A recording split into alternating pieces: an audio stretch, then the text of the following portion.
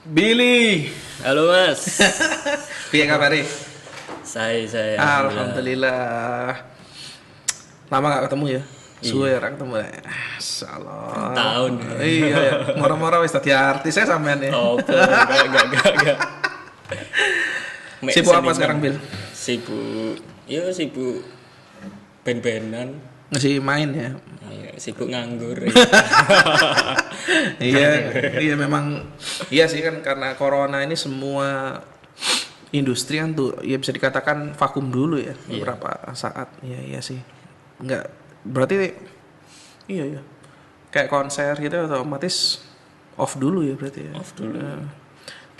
Terakhir manggung kapan, Bil? Kapan ya?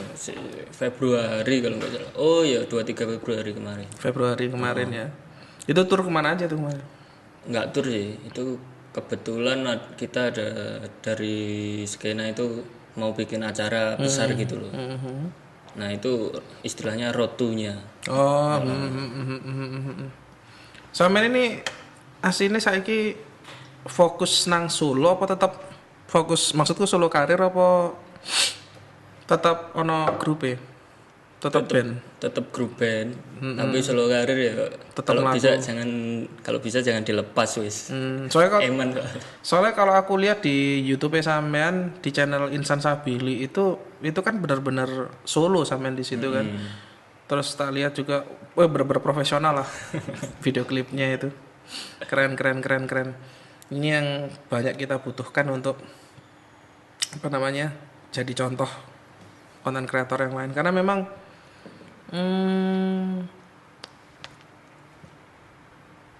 jadi YouTuber tuh kan sebenarnya nggak segampang yang orang pikir sih, iya nggak sih? Malah susah sih. Susah sebenarnya kan, nggak hanya sekedar kamu modal HP doang, terus mari habis itu ambil beberapa take gambar langsung upload, ya kan nggak semudah itu juga kan, banyak algoritma yang harus dipahami juga. Ya kalau mau bondo HP tok kasarannya dolan TikTok aja. Tapi ono kok YouTuber yang model HP. Iya, cuma kan pasti HP-nya nggak mungkin HP apa ya istilahnya middle ke bawah nggak mungkin lah. Nggak mungkin. Pasti dia middle up gitu kan. Saya ya sama sih kayak siapa ya? Si Panji Solihun. Panji Solihun modal bodoh HP tok tapi HP-nya dia kan memang speknya middle up ya. Iya. Nah, dihitung-hitung ngasihnya harga HP-nya dia setara sama kamera juga sebenarnya sama aja gitu kan. Gitu. Terus aliran sampean iki apa? Bil saiki. Lebih cenderung ke popang ya tak lihat ya. Popang, tapi aku tetap ngerasa melodik sih. Melodik. Bedanya apa sih? Kalau popang itu lebih santai. Enggak kita nyari harmonisnya tapi enggak menghilangkan teknik. Oh, gitu. Kalau melodik kan lebih fokus ke tekniknya. Kadang harmonisasinya juga enggak sebegitu ini sih. Kayak Sausin bukan? Sausin lebih ke emo. Oh, Sausin lebih ke emo ya. Saya kan banyak dia screamonya kan tinggi juga ya. Banyak gitu. Sik. Contoh band luar kalau popang itu apa contohnya? No Use For Name, terus Newfound Glory. Kemana ya? Blink mungkin. Blink 182 ya. Oke. Blink 182 jadi ingat zaman tahun biru ya. Tapi mereka nggak mau disebut popang loh. Oh iya ya. Iya. Padahal genrenya menyerempet ke sana ya. Punk rock ya. Bilangnya punk rock. Kita punk rock. Ya. Untuk pembuatan video klip Hatsukoi itu kata sampean kan 1 hari ya. Itu berapa jam take-nya? Take in frame itu mungkin sekitar 6 jam. Take-nya sekitar 6 jam ya. Sekitar 6 jam. Itu kan belum proses editing dan lain-lain. Proses editing satu video makan waktu berapa hari sampean? Sekalian revisi ya. Iya. Kalau sekalian revisi kemungkinan kemarin itu kalau nggak salah seminggu. Nah, itu yang banyak orang nggak tahu, cuy. Dipikir ngambil video langsung lempar ke YouTube. Kan butuh grading. Butuh. Dia nggak ngerti namanya rendering ya. Aduh. Saya masih di grading videonya aku cek pancet kulu-kulu. Oh, ya, itu dia. Itu soalnya gini. Ini sebenarnya pengetahuan dasar sih ya dalam dunia desain. Ini ada aku punya teman lah. Aku punya teman dia itu kalau di pandanganku sih mestinya dia ngerti lah. Prosesnya pembuatan video itu seperti apa, terus makan waktu berapa lama, berapa budget yang harus dia keluarkan. Mestinya itu kan dia tahu. Dia dengan entengnya bilang, "Oh, saya kalau bikin video kayak gini doang, wah, nggak nyampe sehari selesai." Ngerendernya doang. Itu berapa jam? Mas Arif, ngerender itu pirang jam Mas Arif? Satu video minimal kita. 10 video 10 menit 6 jam. Masya Allah gitu. Ya dia pikir kayak diambil dari HP langsung upload gitu. Dia pikir semudah itu gitu loh. Itu belum editingnya loh kan. Dorong ya rada sampai 1 minggu ya satu video. Revisi pertama sekitar 3 harian lah. 3 harian. Nah, ya itu dia. Kadang sebel juga gitu sama orang yang agak sok tahu gitu ya. Tapi ya wes lah. Tapi ya wes lah. Lulusannya padahal secara alma mater ya apik sih. Tapi itulah perbedaan antara orang lapangan sama orang teoritis ya. Kakek mau coba buku gak tahu praktek. Jargoni ya. Bisa ngajar gak bisa ngelakoni. Iya. Kayak gitu. Nah, kalau misalkan estimasi apa namanya pengeluaran kasar ya, katakanlah misalkan kalau kita hitung secara profesional untuk biaya pembuatan video Hatsuka itu habis berapa kalau kita hitungkan profesional loh ya, sampean nyewa audio, kameramen dan lain-lain itu kurang lebih 2 juta. 2 jutaan ya per satu video. Itu tapi sekarang di Malang itu udah mulai ke profesional lah, udah menuju profesional, jadi mereka udah mulai kayak bikin budget sendiri, bikin rider lah. Aku mintanya segini. Jadi modelnya kayak borongan gitu ya. Tapi kalau kita lihat di video klipnya sampean itu kan pakai model juga, itu pakai model, terus habis itu alat-alat yang dipakai buat syuting itu juga tak lihat bukan barang murah di situ. Kayak audio ini Marshall ya, nih gak salah ya. Ambilnya Marshall ya. Itu aja udah berapa. Terus model. Katakanlah kalau misalkan aku yakin perhitungan sampai yang 2 juta itu tadi kan kalau misalkan ada semi harga teman di situ, ya enggak. Tapi kalau misalkan benar-benar total anggap sampean nyewa sendiri, belum lagi sewa tempat, kan? Kalau kita pakai hitungan benar-benar profesional loh. Itu sampean mestinya harus mengeluarkan berapa? 5 juta nyampe? Sekitar mungkin ya 5 juta sampai 8 mungkin. 5 sampai 8 ya kalau benar-benar semuanya dihitung ya. Kalau emang benar-benar perhitungannya detail. Untuk satu video klip itu pun hanya berapa menit itu? Itu 3 menit. 3 menitan. 3 menit. 3 menit video budget 8 juta.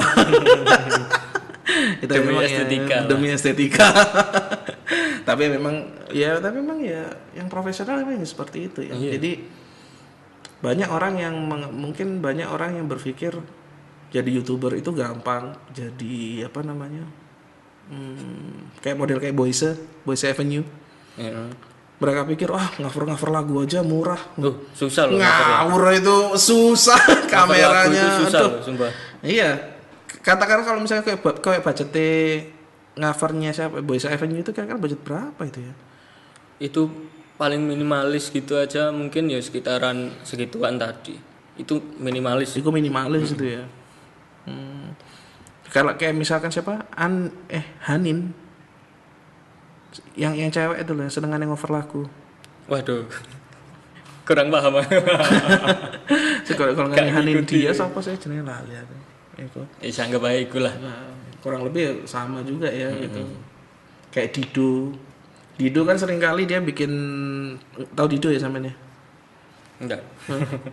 Masa saya tua sendiri di sini? Astaga, kalau ojo maca enom. Sumpah. Tak boleh artis liya sik sapa ya?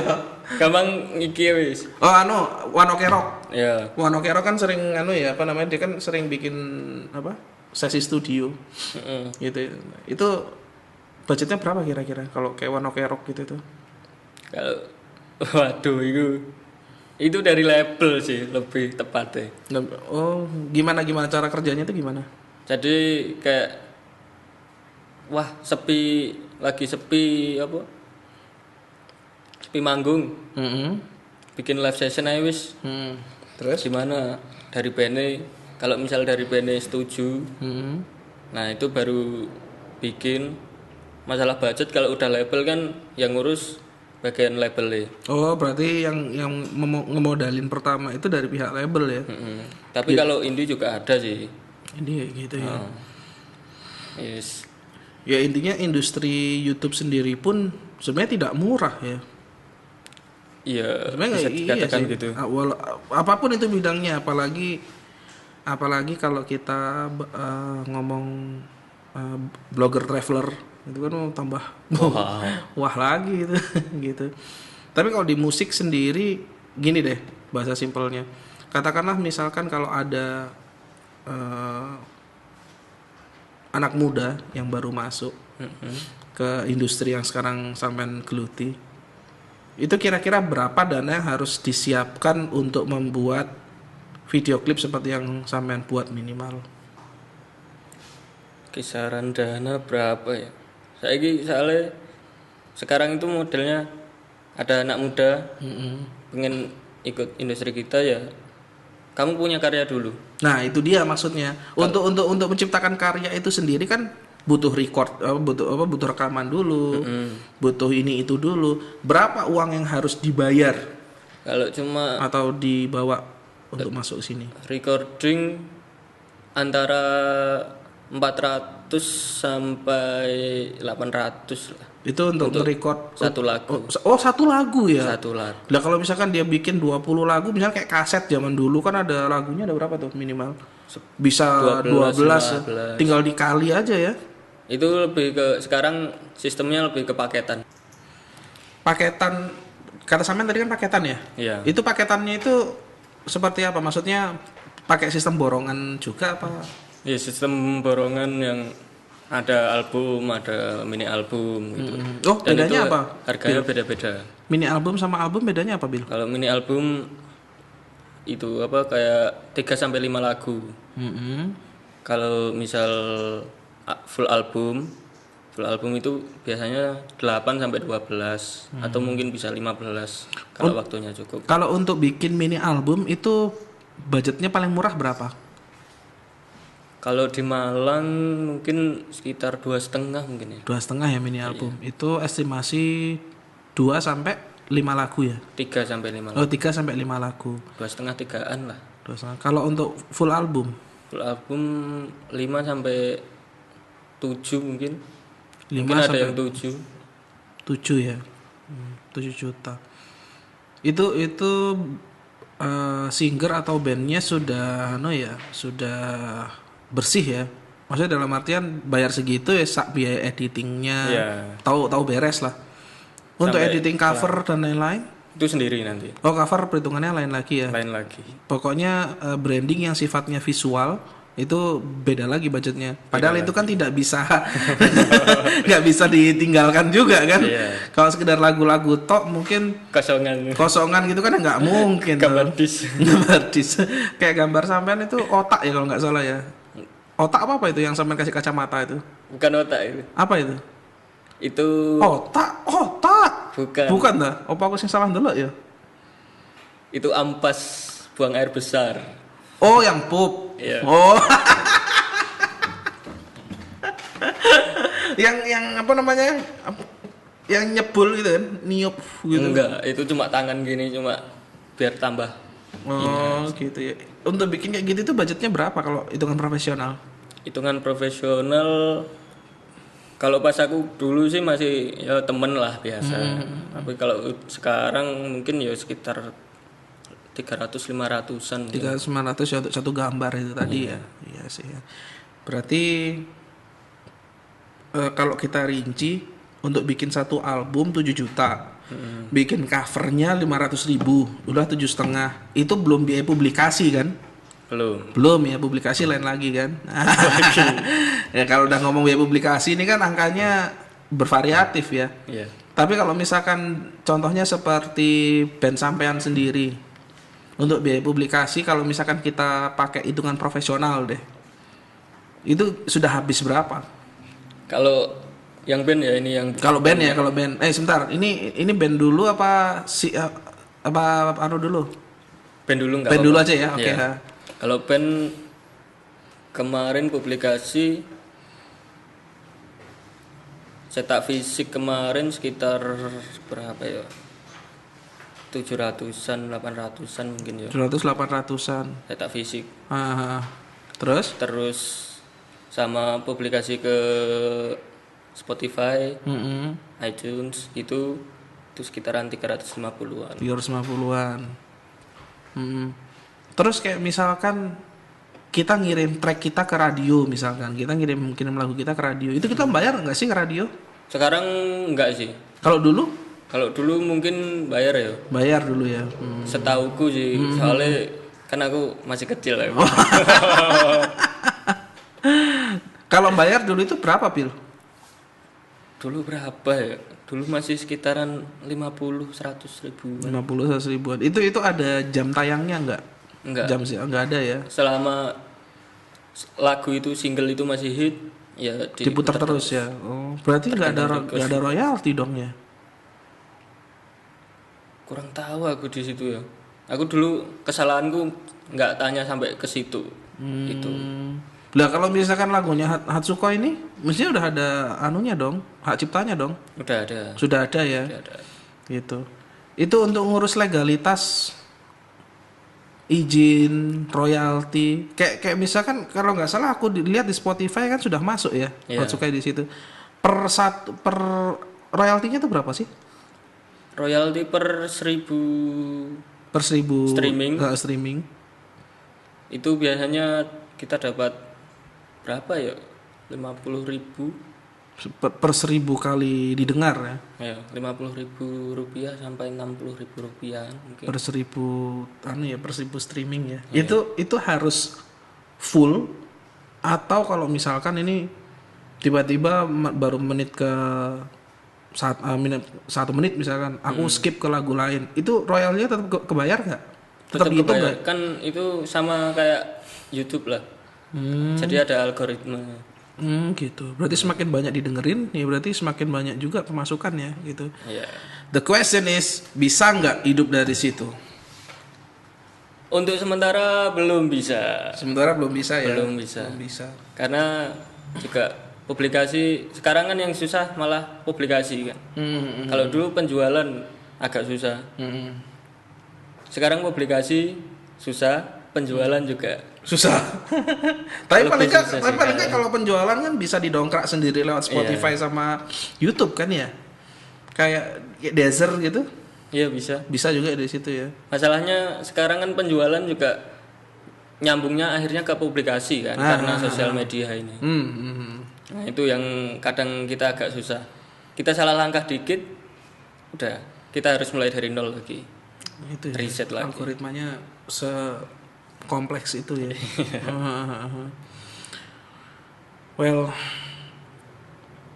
nggak ada keinginan mau gabung sama label benar-benar profesional gitu, kayak Sony BMG atau apa Musika Studio gitu. Sebenarnya sih kalau pengen gabung gitu ada, cuma karena lebih mengantisipasi idealisme lah. Wah, masih ada ya pegang idealisme. Ada. Mantap kali. Gimana itu idealismenya? Gimana ya, kalau idealisme kan biasanya kita Wah, aku pengen gawe lagu kok karepku dah. Oh gitu. Nah, itu Loh, tapi kayak Noah gitu masa nggak kayak gitu sih? Bukannya tiap lagu itu ada penciptanya kan tulisannya gitu? awalnya kan ya benar sih. Terus? Jadi, awalnya kan mereka juga idealis kan. Terus? Karena idealisnya diterima masyarakat, jadinya label pun juga ini kayak ya udahlah. Lu mau buat apa terserah, yang penting laku ujung-ujungnya gitu kan? Iya. Ah gitu. Strategi market penting banget kalau di label. Di level Makanya itu gitu ya. kamu harus bikin lagu kayak gini. Kamu harus bikin lagu yang model kayak gini. Gitu. Bro, gimana tanggapan sampean tentang penyanyi yang sifatnya apa ya? Kondisional mungkin, kayak sorry itu sih mungkin kayak Norman Kamaru. Yang awalnya dia hanya lip sync ya, terus habis itu jujur bro, gua ngelihat kayak dipaksain, iya nggak sih? Iya. Kayak ya kita tahu lah di industri ini kan beberapa aspek harus bisa menjual ya. Kalau lu nggak punya tampang yang menjual, at least lu punya konten atau suara yang bisa menjual kan. Benar. Nah, kalau gue pribadi ngelihatnya kok kayak maksa ya. Gimana ya? Apa karena dia? Apa karena sifatnya hanya apa namanya? Seasonal gitu lah. Seasonal gitu. Lebih ke ini sih mungkin Pandangan- strategi marketing mungkin. Nah itu dia maksudku begini, pandangan sampean tentang artis-artis seperti itu kayak gimana? Secara nggak langsung kan mereka kan masuk ke dalam Industri musik. industri itu, tapi kan kalau aku ngelihatnya kok kayak mengganggu ya, jadinya mengganggu musisi yang beneran, paham nggak sih maksudku? Oh iya. Kalau aku sih ya apresiasi pasti. Tapi ya karena mungkin ada salah langkah dikit itu tadi, kita yang sebenarnya dari awal udah apresiasi, wah bagus nih kalau diterusin mungkin gitu ya. Nah itu dia salah langkah kayak waduh mana rek kok salah langkah, terus ada kan media massa kan kayak gitu kan, jadi ada gosip apa dikit Naiknya cepat. dikembangin. Enggak, kalau misal cuma naik kan berdasarkan fakta mungkin ya. Kalau dikembangin lagi, ibarat kalau dari mulut ke mulut lah, kan ceritanya udah beda gitu loh. Itu yang disayangkan ya media massanya. Soalnya kan endingnya gini bro. Setelah lagu lagu India itu sama dia dinyanyiin dalam versi bahasa Indonesianya, habis itu kan hilang begitu aja kan. Bahkan terakhir di berita gue ngeliatnya dia jadi jualan bubur ya. Dan kebetulan lokasi dia jualan bubur itu di dekat apartemen gue biasa kalau di Jakarta gitu. Ya memang aku lihat sendiri dia di situ gitu loh. Padahal dia harus melepas pekerjaannya sebagai anggota Polri kan. Sangat disayangkan. Sangat disayangkan kan gitu. Padahal masa depan dah terjamin gitu kan di institusi Polri. Nah, bagaimana tips yang bisa sampean berikan ke anak-anak muda ya, yang mungkin dia ingin berkarir di bidang musik, tapi seimbang dengan realita, itu menyimbangkannya gimana? Nyimbangnya gimana ya? Kayak sampean sendiri, sampean kan masih kuliah sekarang ya, masih skripsi kan ya? Nah, saya skripsi. Jangan disebut-sebut. Kalau bener-bener idealis di musik, mestinya skripsi ditinggal dong. Oh jangan. Nah itu dia bro. Ya, itu ngimbanginnya gimana tuh ngimbanginnya? Lebih ke skala prioritas sih. Skala prioritas ya. Mana yang didahulukan, yang prioritas primernya mana, sekundernya mana. Tapi kalau aku nggak ada kerjaan selain ini sih sebenarnya, selain skripsi sama Musik yang di rumah gitu. Jadi ya udah totalitas di sini emang totalitas buat main musik, lagu apalah. Tapi kedepannya kan pasti bisa making living dari situ ya. Iya pasti. Pasti bisa ya selama kita masih on the track. Kita kalau dibilang makan dari idealisme ya nggak begitu sih kataku. Susah ya. Susah. Terus Makanya sekarang lebih realistis. Realistis. Sorry. Heeh. Lebih realistis. Kita lihat pasarannya lagi kemana. Akhirnya idealismenya sendiri berkurang banyak sih. Mungkin bisa lebih dari 50% mungkin demi strategi market yang kalau ngelihat pasarannya kan sekarang musimnya lagi lagu-lagu yang lo-fi gitu. Jadi mungkin bisa disisipi. Cuma kebanyakan kalau orang yang udah punya idealisme kuat itu biasanya agak susah. Jadi butuh beberapa bulan atau mungkin beberapa tahun buat bisa ngolah antara genre awal yang kayak dasarnya band itu tadi, terus akhirnya nyoba menyisipkan dikit lah. Ya walaupun cuma kadang intro, kadang pas beat down-nya, pas vokal, pas ref, cuma gitu tok sih. Enggak lebih kita harus jadi seniman juga harus ini kayak ngarani kayak semacam Ya tidak bisa dipungkiri juga. Nah, kita juga kan butuh hidup juga ya. Nah, itu. Ada contoh band nggak yang menurut pandangan sampean dia melakukan hal itu? Kalau band lokal ada. Ada ya. Band lokal ada. Band lokal ada ya. Dia sistem kerjanya seperti apa awalnya? Awalnya benar-benar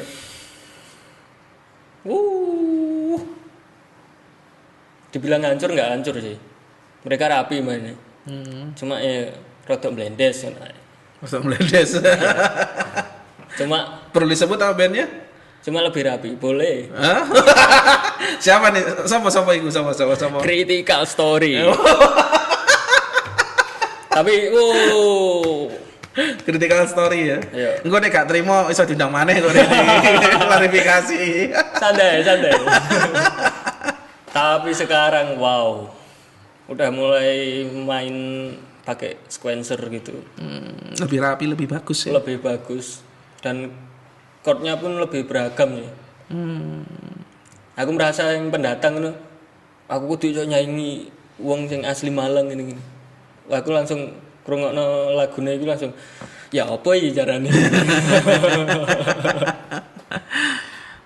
Band sampean namanya apa, Bill? Kalau bandku, aku sementara punya 2 band yang official. Itu Hello Wildfish sama Here We Born. Here We Born itu sebenarnya udah ada dari 2014. Terus mereka bongkar pasar personil gitu ya. Bongkar pasang. Enggak bongkar pasang sih, lebih tepatnya vakum. Oh, vakum. Karena dibongkar personil. Kebongkar lah. Ya sama aja. Ya kan secara nggak sengaja gitu. Secara nggak sengaja. Akhirnya akhir tahun lalu barusan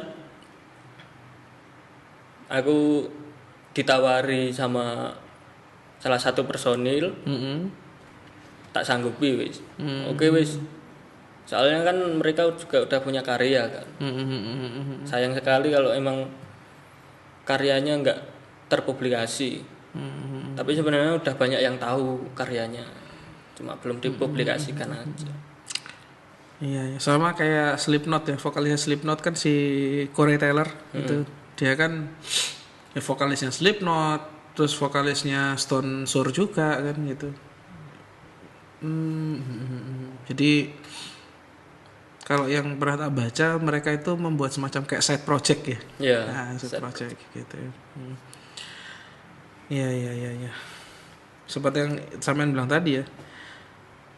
Ya kembali lagi harus seimbang mungkin ya, antara idealisme sama realistis. Enggak bisa kalau misal aku kudu idealis wis, gak ngurus kon senengmu lagu apa. Ya streamer Spotify-mu enggak ono 100 wis. Iya bisa. Sing ngrungokno awakmu dhewe paling Ya kan gak bisa dipungkiri kan ya namanya industri ya. Iya. Kita harus bisa mengikuti dinamika. Kita kan usaha. Mm-mm. Bikin usaha. Sekolah-sekolah SMK, terutama SMK JP 172 Malang itu bisa nggak sih apa namanya siswanya itu pingin membuat karya seperti sampean gitu? Tergantung dari niat sih sebenarnya. Ada nggak anak SMA yang paling tidak bisa menyamai posisi sampean sekarang? Ada sih, mereka punya single loh, udah punya single loh. Beberapa band itu mereka udah punya single dan mereka masih ya sekolah menengah atas kejuruan gitulah.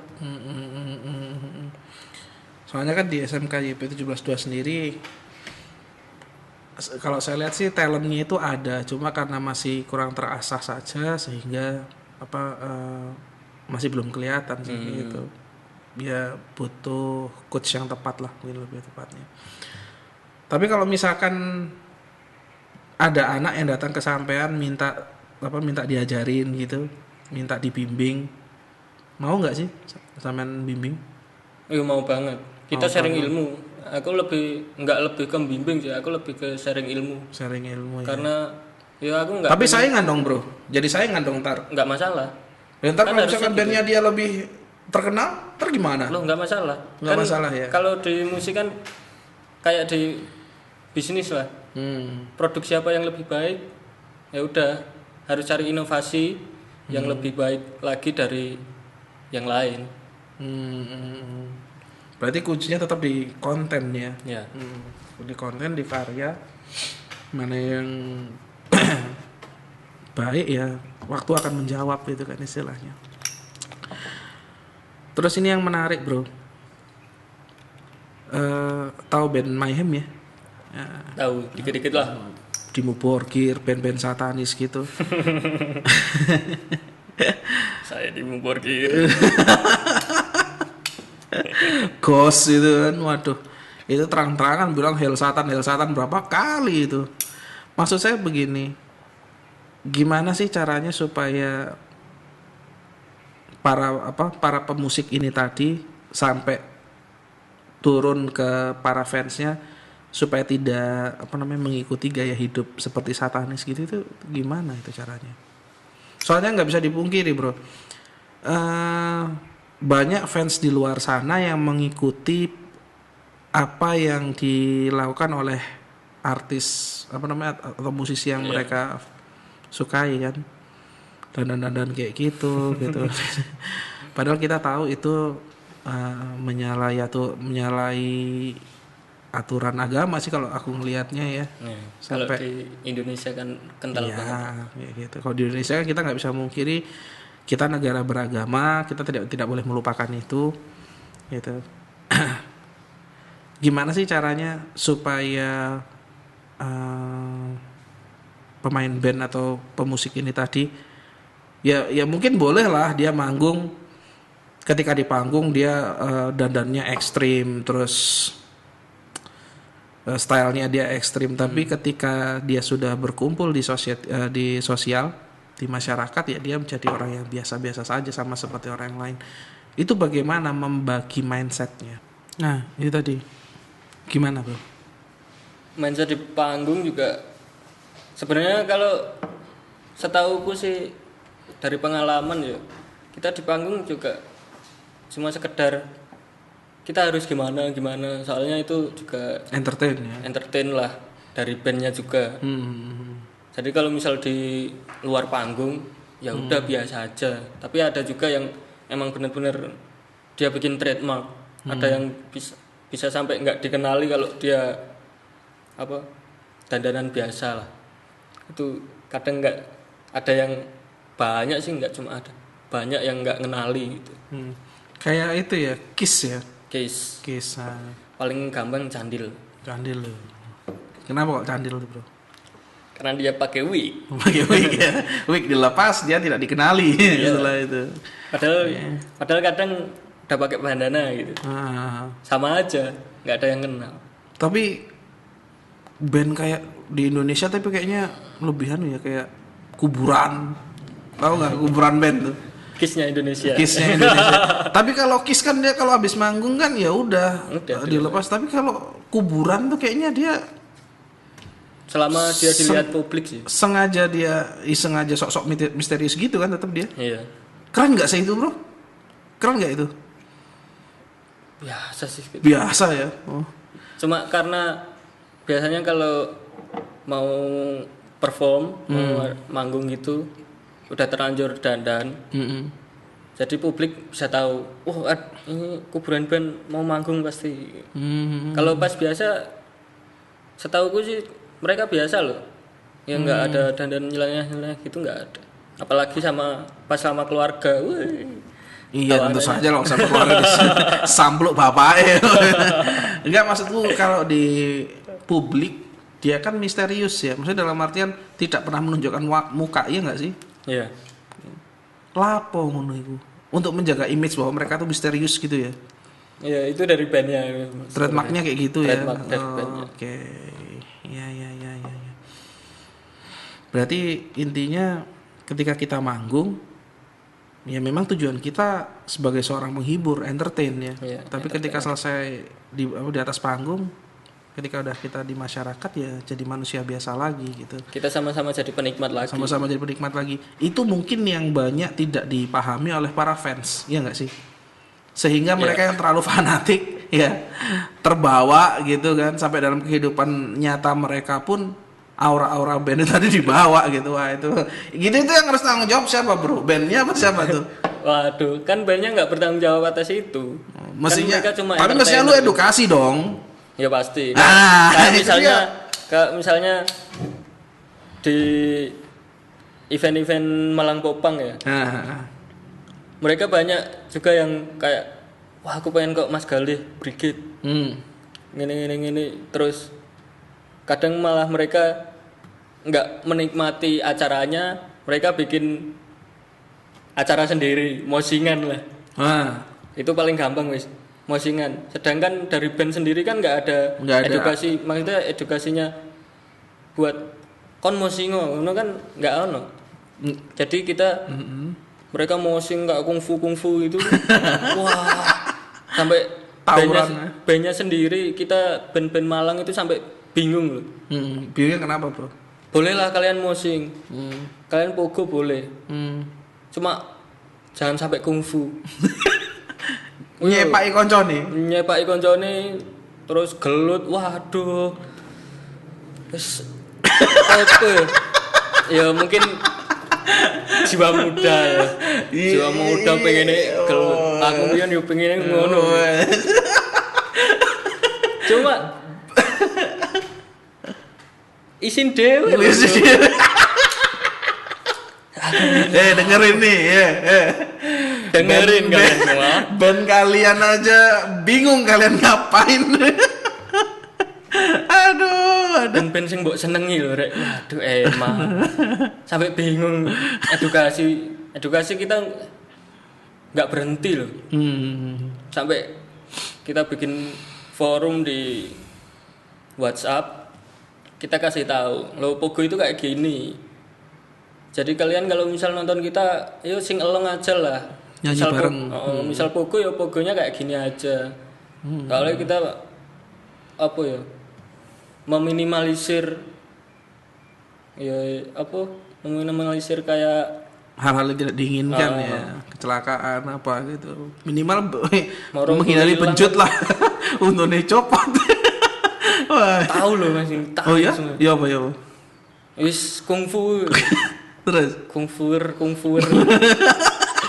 Kacau. Slap nek Merjosari aku pertama nemu kayak ngono. Ya apa? Itu kan 2018 aku awal-awal masuk di skenane wong-wong sangar gitu. Terus pas itu launching salah satu bandnya dari Ika Bama UMM kan di Merjosari. Lah kok ketepaan pas Brigade main pisan. Brigade diundang. Lah iku mau sing plak. Coba. Wah, apa iki gede wae. untune mas hilang mas. Waduh. Untune sapa sih hilang? Ya mau singer. Tapi sekarang dia malah jadi player loh. Oh iya? Ayo, hebat. Dan dia punya karya. Salut aku. Terus gimana tadi? Untune copot sampean. Copot itu. Masya Allah. Terus paling ngeri copet pogo. Iki ngeri pisan copet iki. Copet pogo. Sing kemalingan bengok maling, ayo bengok copet. Sing diantemi sing kemalingan.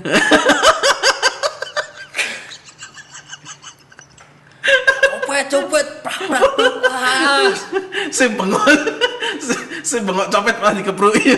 Kene teh nguber mlahirne bang. Ayo kan nafas wis mulai nafas menua iki.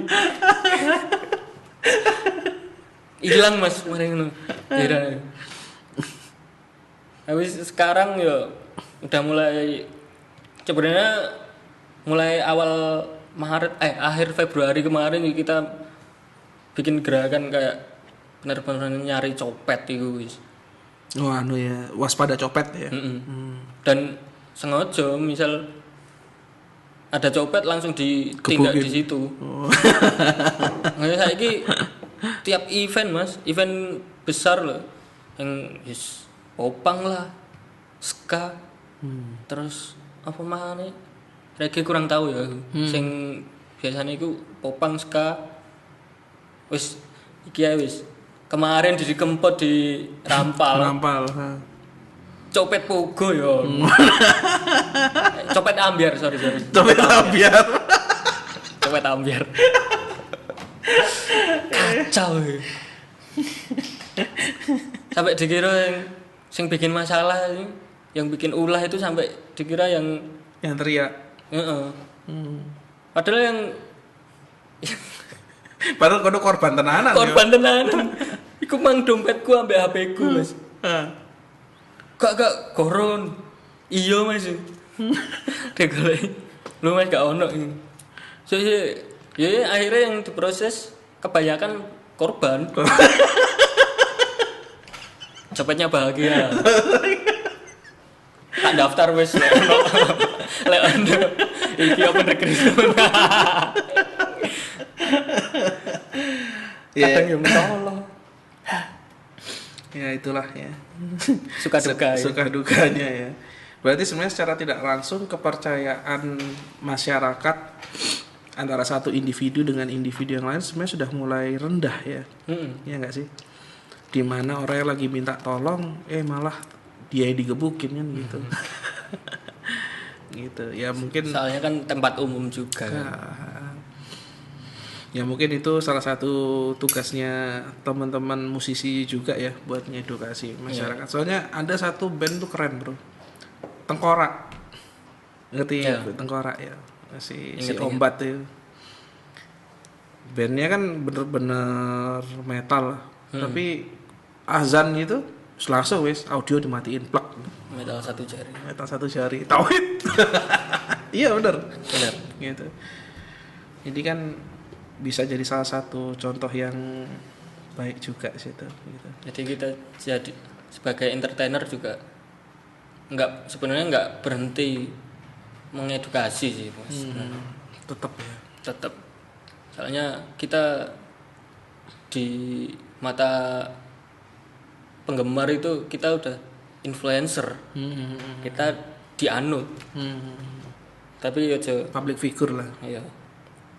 Kayak jangan, kalau bisa ya jangan sampai wah aku gampang Tom Delong nyanyi ngono, aku tak melok nyanyi ngono.